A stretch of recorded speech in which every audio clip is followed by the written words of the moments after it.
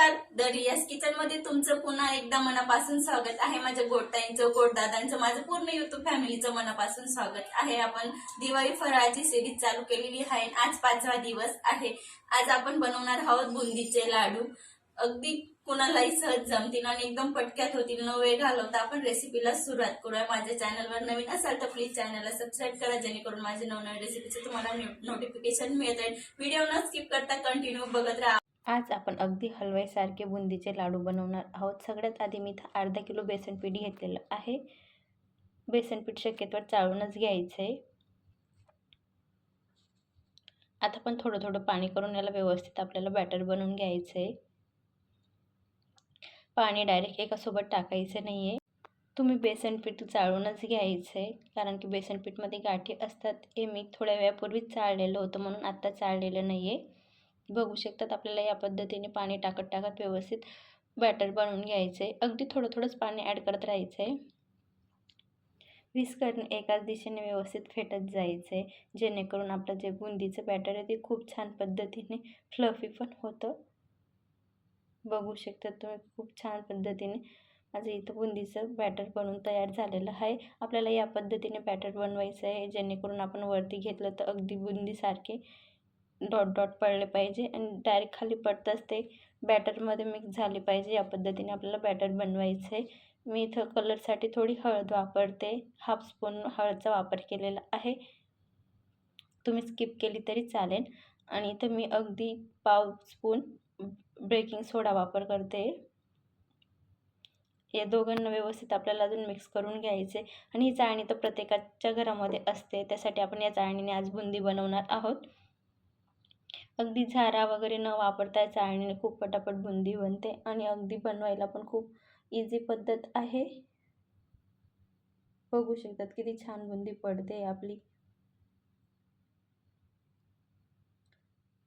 बुंदी बनवताना आपल्याला गॅसची फ्लेम अगदी हाय ठेवायची आहे. लो फ्लेमला बुंदी बनवायची नाही आहे, नाही तर आपली बुंदी चिप्पट बनणार आणि व्यवस्थित मोत्यासारखी येणार नाही. त्यासाठी इथं आपल्याला गॅसची फ्लेम हायच ठेवायची आहे. बघू शकतात किती छान पद्धतीने तर आपली बुंदी बनून तयार झालेली आहे. आता आपण तिला चाळून घेऊया. बुंदी तळायला जास्त टाईम लागत नाही, म्हणून पटक्यात आपल्याला काढून घ्यायचं. ही प्रोसिजर सर्व आपली हाय फ्लेमला करतोय, म्हणून खूप छान पद्धतीने पण होते आणि खूप लवकर होते. बघू शकतात खूप छान पद्धतीने तर बुंदी तळली गेलेली आहे. आता आपण एक एक करून व्यवस्थित काढून घ्यायची आहे. मी टिश्यू पेपरवर काढते, जेणेकरून एक्स्ट्राचं तेल टिश्यू पेपरला लागेल. बघू शकतात किती छान पण कलर आलेला आहे. म्हणून अगदी चिमूटभर हळदचा वापर करायचा असेल कारण पण थोडा केला तर खूप छान कलर पण येतो. परत आपण त्याच प्रोसिजरने व्यवस्थित अजून बुंदी पाडून घ्यायची. बघू शकतात व्हिडिओमध्ये गॅसची फ्लेम अगदी हाय पाहिजे, नाही तर बुंदी चिपट होईल.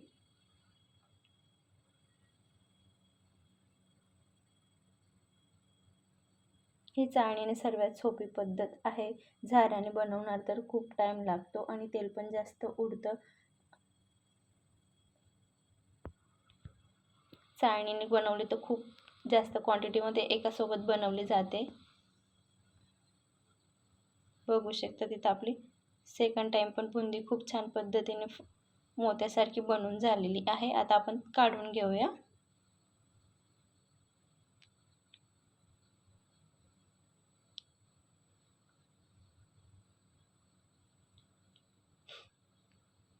अगदी हवी तेवढी तुम्ही बुंदी या पद्धतीने बनवू शकतात.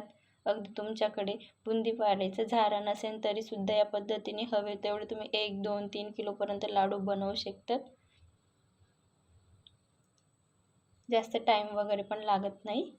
असेच करून मी आता सर्व बुंदी पाडून घेते आणि बघू शकतात अगदी आपली मोत्यासारखी सर्व बुंदी बनवून झालेली आहे अर्धा किलो बेसन पीठची. आता आपण पाक बनवून घेऊया. इथं मी अर्धा किलो साखरनी त्याच वाटीने जेवढी साखर घेतली मी तेवढं पाणी घेतलेलं आहे.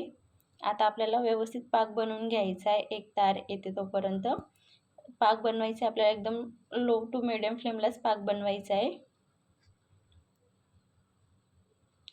आपली बुंदी तर खूप छान पद्धतीने झालेली आहे, पण पाक पण खूप छान झाला पाहिजे, जेणेकरून आपले लाडू खूप छान होतील. इथं एक तार येऊन गेलेला आहे पाकला, बघू शकता तुम्ही व्हिडिओमध्ये. आता आपण बुंदी ॲड करून घेऊया.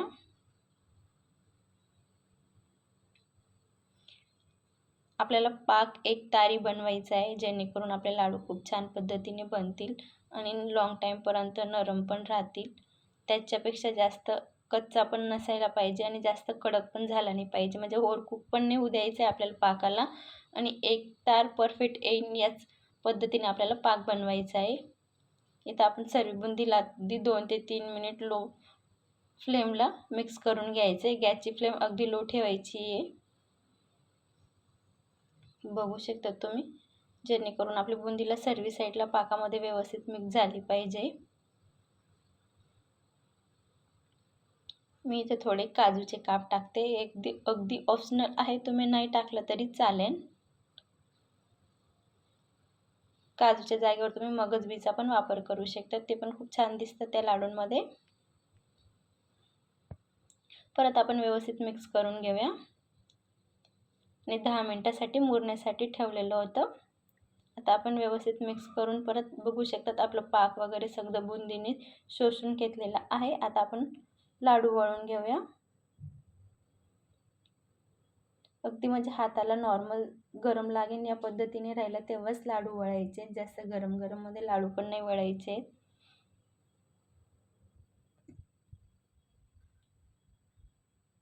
बघू शकता किती छान पद्धतीने आपला लाडू वळला गेलेला आहे. परत मी तुम्हाला अजून लाडू एक वळून दाखवते, जेणेकरून वळायला पण खूप इझी जातोय.